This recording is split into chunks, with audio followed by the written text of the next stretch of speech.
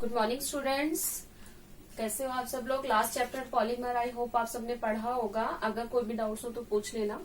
The next chapter we are started at the chemistry in everyday life and it is a part 1 video.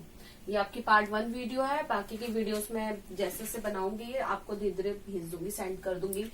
तो अगर आप देखते हैं, हम देखते हैं ना, हम अपनी केमिस्ट्री पढ़ते हैं ना कि अगर हम कहीं भी कुछ भी लेने जाते हैं, कॉस्मेटिक लेने जाते हैं, तो भी हम कहते हैं कि इसमें केमिकल्स मिले हुए हैं।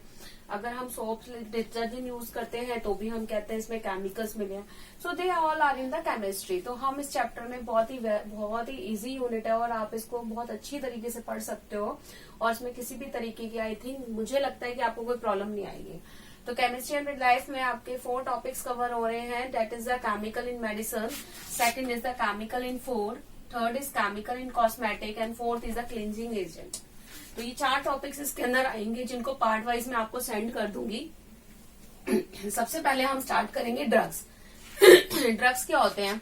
ड्रग्स वो कंपाउंड्स होते हैं जिनका मॉलिक्यूलर मास बहुत ही कम पाया जाता है, यानी those compound which having a low molecular mass. ठीक है, तो वो केमिकल्स जिनका मॉलिक्यूलर मास कम होता है वो हमारे क्या कहलाते हैं? ड्रग्स कहलाते हैं। और यही जब ड्रग्स हमारे इंटरेक्ट करते हैं किसी भी मैक्रोमोलिक्यूल्स के साथ, मैक्रोमोलिक्यूल्स जैसे प्रोटीन, लिपिड्स, कार्बोहाइड्रेट के साथ जब ये कंबाइन कर लेते हैं और कंबाइन करने के साथ किसी भी तरीके का ये बायोलॉजिकल रिस्पांस प्रोड्यूस करते हैं। बायोलॉजिकल रिस्पांस का मतलब क्या है कि जैसे अगर हम ले रहे हैं तो स्टमक में किस तरीके से इफेक्टिव है, या हमें हेडेक है तो किस तरीके से ये इफेक्टिव है। तो जब ये किसी तरीके का बायोलॉजिकल रिस्पांस प्रोड्यूस करते हैं और रिस्पांस, यही बायोलॉजिकल रिस्पांस हमारा थेरेपेटिक यानी किसी भी डिजीज की थेरेपी करने में यूज होता है, तो वो हमारी क्या कहलाती है? मेडिसिन कहलाती है। ठीक है, अब नेक्स्ट है हमारे पास आती है कीमोथेरेपी। कीमो का मतलब होता है केमिकल्स, और जब किसी भी डिजीज का ट्रीटमेंट हम केमिकल्स के थ्रू करते हैं, the treatment of a disease by using the chemical, that is called the chemotherapy. Yuvraj Singh को जब कैंसर था तो युवराज सिंह फॉरेन गया था और फॉरेन जाके उसने अपनी कीमोथेरेपी कराई थी, means the treatment by the using the chemicals. तो इस टर्म का हम नाम क्या है? कीमोथेरेपी। नाउ हम अपने मेन टॉपिक्स पे आते हैं। The first main topic is the chemical in medicine. It is a important topic.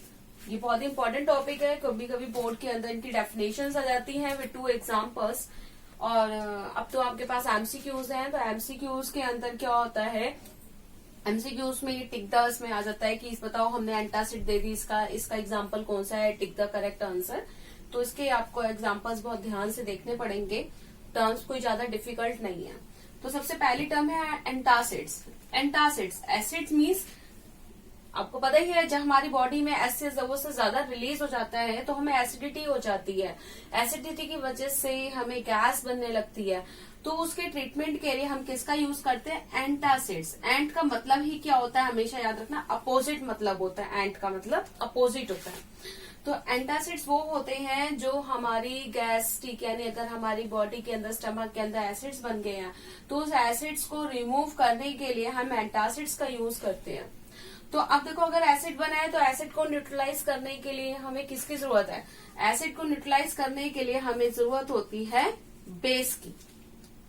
ठीक है, तो इसके अंदर हमारे एग्जांपल्स क्या है? सिमिटिडाइन, रेनिटिडाइन, इवन जेंटेक आप ले लो। तो जेंटेक भी आपका किसका काम करता है? एंटासिड्स का काम करता है। ठीक है, हम डाइजीन ले लेते हैं तो डाइजीन भी आपकी क्या है? एंटासिड्स है।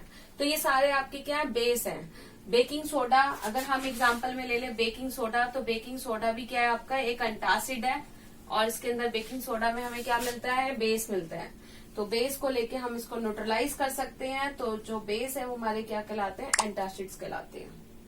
ठीक है, अब देखो सबसे अगल बात, नेक्स्ट टाइम हम अगर ये बात करें, कभी कभी क्वेश्चन ये आ जाता है कि अगर हम ये देखें कि जो हमारे, देखो डाइजीन का एग्जांपल ले लो। डाइजीन जो है वो लिक्विड फॉर्म में भी मिलती है। डाइजीन जो है आपकी, वो आपको टैबलेट की फॉर्म में भी मिलती है। तो which is good for us, मतलब हमारे लिए क्या अच्छा है?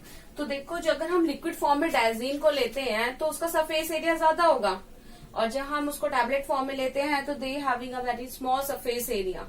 तो ज्यादा सरफेस एरिया, अगर लार्ज सरफेस एरिया होगा तो at that time that is a more effective as compare to small surface area. तो लिक्विड जो होता है हमारा, liquid antacids are more effective than the solid antacids. Next is the antiseptic. Antiseptics क्या है? Antiseptics हमारे क्या है? लिविंग टिश्यूज पे अप्लाई होते हैं। जैसे हमें चोट लग जाती है, अल्सर्स हो जाते हैं, कट्स हो जाते हैं, तो उस टाइम जो हम यूज करते हैं वो हमारे क्या कहलाते हैं? एंटीसेप्टिक्स कहलाते हैं। सोफ्रामाइसिन है, डिटॉल है, ये सारे हमारे क्या है? एंटीसेप्टिक्स है। डिटॉल्स का किसका मिक्सचर होता है? कभी कभी पेपर में आ जाता है what is the mixture of Dettol. तो डिटॉल के किसका मिक्सचर है? क्लोरोजाइलोनॉल एंड टर्पिनॉल। इन दोनों के मिक्सचर से किसकी फॉर्मेशन होती है? डिटॉल की फॉर्मेशन होती है। नेक्स्ट हमारा एंटीसेप्टिक है बिथेनल। बिथेनल जो है वो सोप में यूज किया जाता है। सोप में बिथेनल एक एंटीसेप्टिक का काम करता है। तो जैसे जो भी ओडोर मतलब जो बैक्टीरियल ऑर्गेनिक मैटर्स जो होते हैं, बैक्टीरियल ऑर्गेनिक मैटर्स जो अपनी ओडोर जो प्रोड्यूस करते हैं सोप के अंदर, वो उस ओडोर को कम करता है, क्योंकि वो एक मतलब बड़ी स्मेली बड़ी गंदी तरीके की ओडोर होती है। तो बिथेनॉल को हम एंटीसेप्टिक की तरीके से यूज करते हैं, जो उसकी ओडोर को जो प्रोड्यूस करता है बैक्टीरिया, उसकी ओडोर को क्या कर देते हैं? रिड्यूस कर देते हैं, कम कर देते हैं। तो ये भी क्वेश्चन बोर्ड में आ जाता है, why bithionol is added to soap? Because it act as a antiseptic. एक और एंटीसेप्टिक है, that is a tincture of iodine. Tincture of iodine भी हम अपने कहाँ पे यूज करते हैं? अपने वाउंड्स में यूज करते हैं। जो वाउंड्स होती है उसमें भी हम टिंचर ऑफ आयोडीन यूज करते हैं। तो टिंचर ऑफ आयोडीन क्या होता है? 2-3% solution of iodine in alcohol. ये अल्कोहल है आपका। तो जब 2 से 3% सॉल्यूशन आयोडीन का अल्कोहल में होता है तो हमारा क्या कहलाता है? Tincture of iodine. नेक्स्ट है आइडोफॉर्म। आइडोफॉर्म भी एक एंटीसेप्टिक है, जो आप किस में यूज करते हो? बाउंड्स में यूज करते हो, चोट पे यूज करते हो। ठीक है। नेक्स्ट है हमारी एंटीहिस्टामाइन। एंटीहिस्टामाइंस क्या होते हैं? जैसे हमें एलर्जी हो जाती है, तो एलर्जी के टाइम पे हम जिन टैबलेट्स का यूज करते हैं तो हमारी क्या कहलाती है? एंटीहिस्टामाइन कहलाती है। जैसे आपके क्या है? Pheniramine मैलरेट, AVL. एबिल के अंदर सॉल्ट जो मिलता है डेट इज अ फिनाइरामाइन मैलिएट। ये आपकी क्या है? एंटीहिस्टामाइन है। जैसे अगर बालों में जब बालों में लोग डाई लगाते हैं, डाई लगाते समय क्या हो जाता है? बालों में डाई लगाते समय एलर्जी हो जाती है, तो उस एलर्जी के लिए जिसका यूज किया जाता है वो एबिल होती है। लास्ट है हमारे पास सेट्राजीन। सेट्राजीन भी क्या है? आपकी एक एंटीहिस्टामाइन है, जिसका यूज आप कर सकते हो। अब नेक्स्ट वीडियो में आपको नेक्स्ट लेक्चर में बताऊंगी, इसके लिए अभी फिनिश करते हैं, तो नेक्स्ट वीडियो में आपको भेज दूंगी। बाय।